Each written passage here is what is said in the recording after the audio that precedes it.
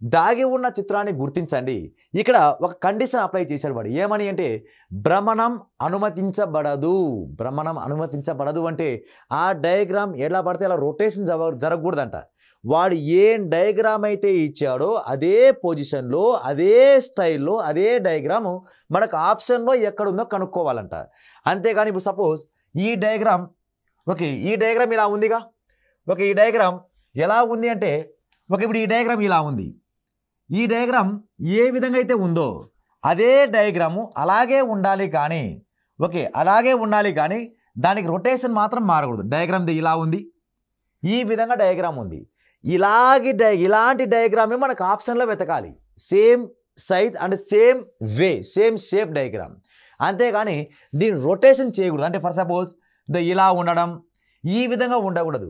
వాడు క్వశ్చన్లో ఏం డయాగ్రామ్ అయితే ఇచ్చాడో అదే డయాగ్రామ్ అదే ఎక్కడైతే ఉంటుందో మనకు ఆప్షన్లో ఎక్కడ సెట్ అవుతుందో కనుక్కోవడమే ఈ చాప్టర్ యొక్క ముఖ్య ఉద్దేశం. ఓకే, దీన్ని ఉపయోగించుకుంటూ మనం ఏ విధంగా ఆన్సర్ చేయాలి అనేది చూద్దాం.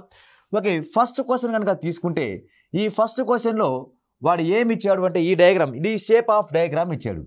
ఈ డయాగ్రామ్ మనకు ఆప్షన్ ఒక్కొక్క ఆప్షన్ అబ్జర్వ్ చేసుకుంటారండి. ఏ ఆప్షన్లో ఆ డయాగ్రామ్ దాగి ఉంది కనుక్కోవాలి మనం. ఓకే, చూద్దాం. ఇక్కడ ఈ విధంగా లైన్ ఏమైనా క్రాస్ లైన్ ఏమైనా ఉందా అంటే లేదు. ఓకే, ఇలా క్రాస్ లైన్ ఇక్కడ వరకు బాగానే ఉంది. ఓకే, ఇక్కడ వరకు లైన్ ఇలా ఉంది కానీ ఇలా ఉండాలి లైన్, కానీ ఇలా ఉంది. ఈ రెండు డయాగ్రామ్స్ సేమ్ అంటే సేమ్ కాదు. నెక్స్ట్ అదే విధంగా ఇక్కడ చూసుకుంటే ఈ రెండు డయాగ్రామ్ ఓకే, ఈ diagrams same to same diagram కాబట్టి ఓకే, ఇక్కడ డయాగ్రామ్ రెండు సేమ్ కాబట్టి ఇది డయాగ్రామ్ ఎక్కడ దాగి ఉందంటే ఒక సెకండ్ ఆప్షన్లో దాగి ఉంది అనుకోవచ్చు. ఓకే, చూద్దాం. ఇంకా థర్డ్ ఆప్షన్ డయాగ్రామ్ ఈ విధంగా ఉంది. ఈ డయాగ్రామ్ రెండు ఒకటేనా కాదు, ఈ రెండు ఒకటి ఈక్వల్గా ఉండాలి. ఓకే, ఈక్వల్గా ఇక్కడ ఉంది కానీ ఈక్వల్గా ఇక్కడ లేదు. నెక్స్ట్ ఇక్కడ ఈ డయాగ్రామ్ ఇక్కడ రానే రాదు.